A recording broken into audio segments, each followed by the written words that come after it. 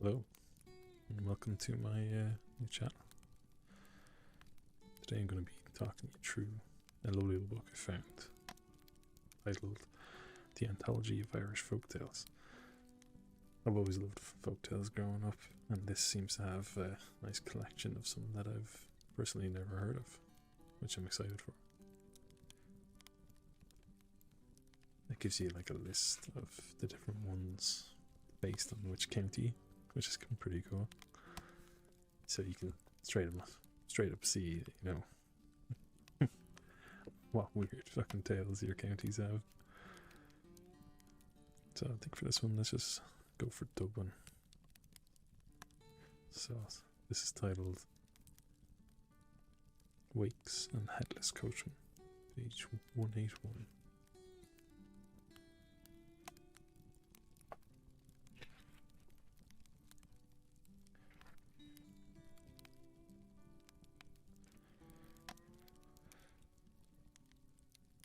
Right. Here we go. Hopefully somebody will find this somewhat relaxing. In the olden times, people in Dublin told stories at wakes to while away the hours before dawn and intermittent of the deceased. Poor people were generally buried without much fuss, while richer people were wont to show off their affluence in big funerals. Lots of carriages, respectful newspaper coverage, and ostentatious memorials. I feel like I might struggle with some of these words, so don't come at me, alright? But they were still as dead as the poor people. Normally when someone died, it was arranged to have a grave dug and a church service was organised to see off the dead person on their way to the next world. Nowadays, the corpse is generally brought to a funeral home, where viewing of the remains is facilitated. In older times, people could not afford such luxury, and the person was laid out in their own home with the assistance of neighbours, who were versed in the niceties of respect for the dead. Stories were shared of other wakes where strange occurrences were seen in the night. It was said that in parts of Dublin a phantom coach drawn by black horses would come galloping along the street. It would stop outside the wake house and take away any living soul unfortunate enough to be standing there, or foolish enough to wait about for such a thing to happen. Few people could attest to seeing the coach in reality, or if you had, you'd be dead yourself. The story was circulated especially by sack-em-ups, as it had the great benefit of keeping people inside the house, where the curtains were already closed out of respect for the recently deceased, and where mirrors were turned to the wall. Mirrors were turned to the wall. I wonder why that was. Closed curtains and empty streets helped the grave robbers to pass along with fresh bodies stolen from the mini cemetery that had seen a recent interment. This story carried on even when the grave robbers had gone to their own judgment. A good story will outlast its first telling. Such considerations matter very little to a man in love with a recently bereaved widow woman. In fact, the ceremonials and somberness of death can heighten desire, as Andrew was to observe in his amorous pursuit of a dead man's wife. Andrew was in love with a recently bereaved Belinda. He was not paying him an awful lot of attention on account of the death of her husband Tom. She had been married to Tom for more years than she had thought possible on her wedding day. Tom was a great deal older than she, but as Tom would joke when demanding she join him on their knees in prayer every night, there was never any prospect of her catching up with him. Belinda did not believe in any religion, but she dutifully followed her husband in his nightly devotions, because she worked out that if she lived for another 5 years, and her husband did the same, then she would be rich, for he would surely expire on more than... Yikes. A little bit dark.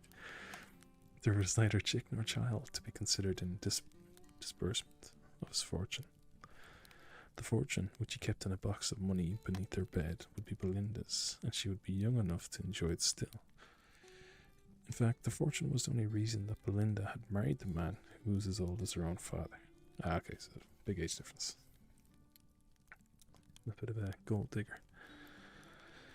He had come calling to her house when he was growing unsteady of his peasant legs and needed someone to keep his house neat and tidy and to prepare his food when he needed it.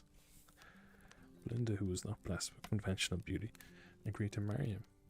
So excited was Tom at the prospect that he ordered a very large candle from the candle maker with their names embossed in gold deep into the wax. He lit this candle every night of their married life.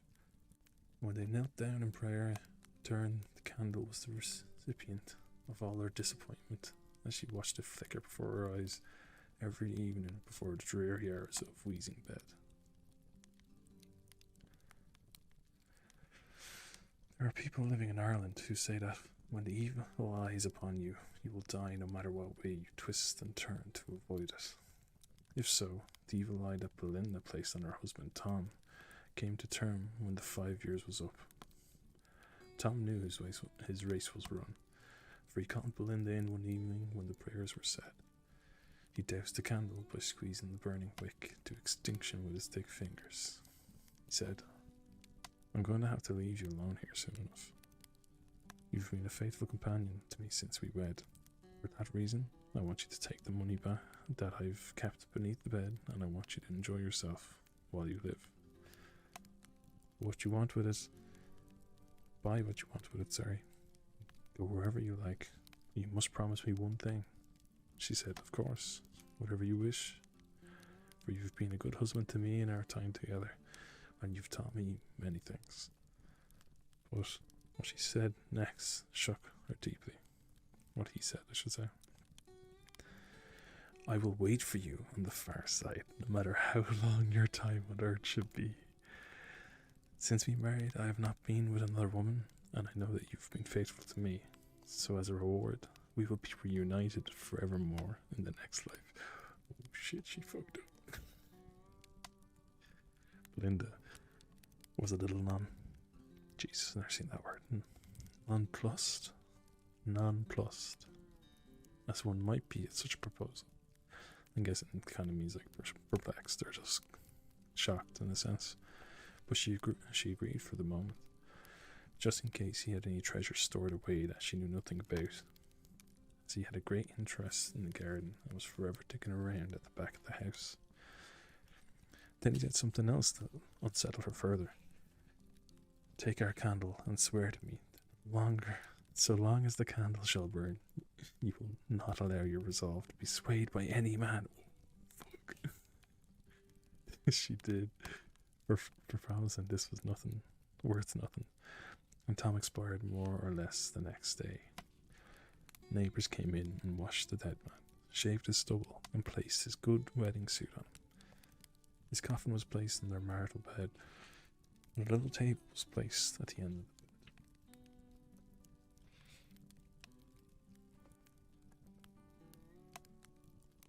Candlesticks were loaned by the priest, and a saucer of holy water was left on the table next to the open coffin where Tom lay sleeping in his final sleep. Neighbours came in and commiserated with Belinda, and sprinkled holy water at the dead man while they said a silent prayer. Other neighbours made up sandwiches, and they were placed on a large table in the back kitchen for visitors to help themselves. Tea was brewing all the time, and there were bottles of drink for those that had a thirst in them. Sure, who doesn't have the thirst in them at a wake, huh? It was at this point that Andrew wandered in to try his luck with the widow. He was a fine-looking chap that could have had his pick of the female population. Jesus. Did he write that himself, did he? But when he settled on nobody in particular, local interest waned and attracted him more permanently. His lack of interest on his part was a direct result of Andrew's fascination with the married Belinda. Standing beside her, he took her hand in such a way that she was startled at his touch. "I'm very sorry for your troubles," he whispered in a low voice, "but I am touched by your quiet beauty and strength, and I wonder if I might call upon you in the days to come when the house is a bit quieter." Belinda pulled her hand away from his. "How dare you? Can't you see I'm in mourning for my late husband? I can see that, he cried. But your beauty of a soul is such that I am touched by the thought of calling in and seeing you again, alone. He then stepped away from her. He threw a few drops of holy water in on the mortal remains of Tom in the coffin. They landed on his face and eyes. Tom wandered into the kitchen for some words with the local lads and a drop of whatever was going. Belinda moved from her place. She opened the high, dark wooded chest of drawers and took out the wedding candle. Other women watched with some interest as she placed the candle firmly on the table beside the coffin. It was Tom's favourite candle, she explained, as she lit it with a taper from the lesser candles. As the night drew on, men came from the kitchen and took up their places around the coffin. They were to stand watch through the long hours of night. It was what was done. Bit of a tongue twister there. No corpse lay alone in a Dublin household through the hours of darkness on the night before the funeral. It's kind of a nice thing. That's kind of a nice tradition, though, isn't it? Accompanying them or to get their proper burial. I suppose at the time, is there a date given for this?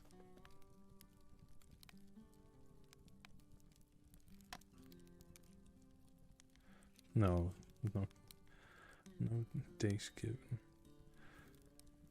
But still, with Ireland being a very, well, until recent years, but very heavily Catholic kind of driven country, I suppose it makes sense, accompanying him before he finally gets his peace. Outside in the kitchen, low songs were sung for consolation and diversion of the living. Memories of the dead man were exchanged and the stories were told to celebrate his time among them. A perfect balance between life and death was thought. There was talk of headless coachmen, black horses, and the phantom coach coming along the road, and drinking continued. Andrew drank his share of white liquid distilled locally in an informal way by an old neighbour of Tom's, who was skilled in such matters. A bit of poaching, eh? By the time he rose to leave, he had begun to sway gently. He would walk home, he announced, as he needed to sleep now to fortify himself against who was to come in the future. Nobody paid him much attention, for people often speak nonsense in the early hours of the morning at a wake. He saluted all there, and he saluted Belinda from the door of the I missed the line. He saluted all there, and he saluted Belinda from the door of the coffin room and turned away. What happened next became the stuff of a legend, and was retold at other funerals. While Andrew left the house, intact and alive, he was found the following day lying face down the road, 2 parishes away. He'd been hit by a passing truck with only one decent headlight working. He was carried along unbeknownst to the driver, who did not know he had hit Andrew in the dark. Jeez. Neither he aware that a body fell out from underneath the lorry as he crossed the humpback bridge some distance away. Ever afterwards, people at the wake swore they heard horses' hooves galloping past Andrew after Andrew left the house. They said he must have been taken into the coach, fought for his liberty, and fallen out at the bridge. In the bedroom, Belinda, who knew nothing of this, made sure Tom's candle burned down as swiftly as she could will it to. By dawn, it was guttering away and finally sputtered out. As it went, she fancied she heard a noise from the beer. She looked at Tom's face. His face remained as it had been all night. But who knew what the dying candle light had shown that it finally expired? Well, thank you for listening, I suppose.